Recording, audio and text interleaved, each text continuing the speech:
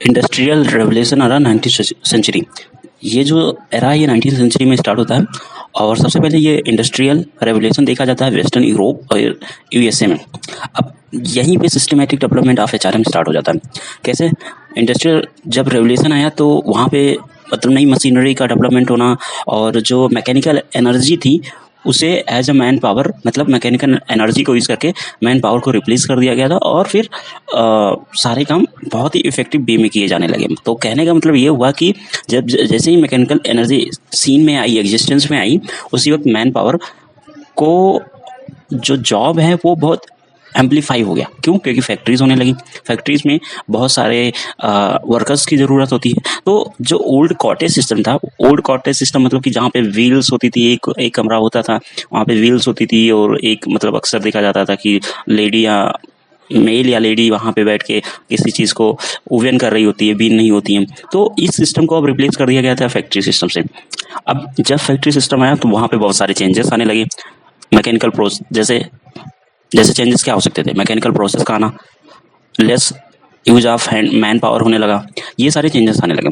साथ ही साथ जैसे जैसे फैक्ट्रीज की जो नंबर्स थे वो बढ़ने लगे तो उससे हुआ क्या कि जैसे मान लो एक फैक्ट्री एक जगह है, दूसरी फैक्ट्री थोड़ी और डिस्टेंस पे, तीसरी फैक्ट्री और भी डिस्टेंस पे होगी। अब ऐसा तो है नहीं कि मतलब बगल बगल में ही फैक्ट्री ओपन कर दिया जाएगा। तो इसकी वजह से हुआ क्या कि माइग्रेशन स्टार्ट हो गया लोगों का एक प्लेस से दूसरे प्लेस तक। लोग आपस में एक दूसरे से कम्युनिकेट करने स्टार्ट करने लगे। अब जब माइग्रेशन स्टार्ट हुआ तो यहाँ पे वर्कर और जो ऑनर है उनके बीच में एक रिलेशन स्टेब्लिश हुआ, मतलब एक बॉन्ड क्रिएट हुआ। क्यों? क्योंकि एक फैक्ट्री का ऑनर होगा, ऑनर के अंडर में कुछ लोग काम कर रहे होंगे, कुछ प्रोडक्शन हो रहा होगा। तो यहाँ पे जो वर्कर्स थे वो अब ऑनर्स के अंडर में काम करने लगे। अब एचआरएम इंट्रोड्यूस हुआ तो यहाँ पे क्या होता था, इस जो इंडस्ट्रियल रेवोल्यूशन एरा था इसमें तीन सिस्टम इंट्रोड्यूस हुआ। एक तो हुआ कि वर्कर्स को हायर किया जाएगा, मतलब बाहर से वर्कर्स आते थे, उनको फैक्ट्री में जॉब दी जाती थी, उनकी ट्रेनिंग की जाती थी। ट्रेनिंग कैसे करेंगे? अब बिना ट्रेनिंग के जो वर्कर्स थे उनको तो एक पुरानी टेक्नोलॉजी पे काम करते थे, जैसे जो कॉटेज सिस्टम हुआ करता था।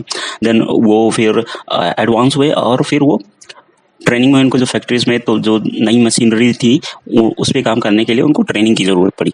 साथ में उनकी कंट्रोलिंग करनी पड़ी। कंट्रोलिंग की मतलब जो वर्किंग आवर्स थे, क्योंकि अब ऑनर है उसने बड़ी फैक्ट्री लगाई थी तो उसको बहुत एम्पल अमाउंट में प्रॉफिट भी चाहिए होता था, ट्रेड भी करना होता था।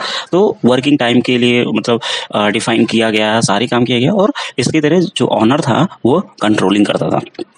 और यहीं से ही मास्टर सर्वेंट की फिलॉसफी की स्टार्टिंग होती है।